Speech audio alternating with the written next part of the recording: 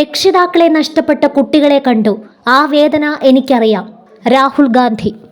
അച്ഛൻ മരിച്ചപ്പോൾ അനുഭവപ്പെട്ടതിന് സമാനമാണ് ഇപ്പോഴത്തെ മാനസികാവസ്ഥയെന്ന് ലോക്സഭാ പ്രതിപക്ഷ നേതാവ് രാഹുൽ ഗാന്ധി.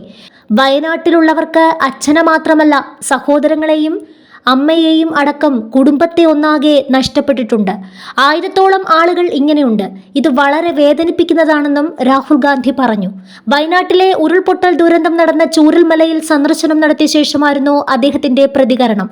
ദുരന്തമുഖത്തുള്ള ആരോഗ്യ പ്രവർത്തകരെയും രക്ഷാപ്രവർത്തകരെയും ഓർത്ത് അഭിമാനമുണ്ടെന്നും രാഹുൽ ഗാന്ധി അറിയിച്ചു.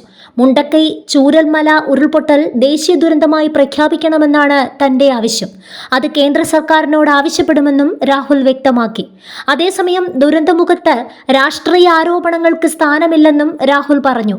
വയനാട്ടുകാർക്ക് വേണ്ടത് സഹായമാണ്.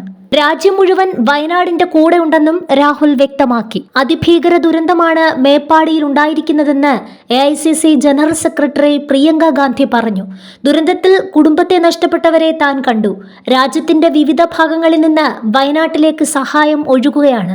ദുരന്തത്തിൽ മരിച്ചവർക്ക് ആദരാഞ്ജലികൾ അർപ്പിക്കുന്നുവെന്നും പ്രിയങ്ക ഗാന്ധി അറിയിച്ചു.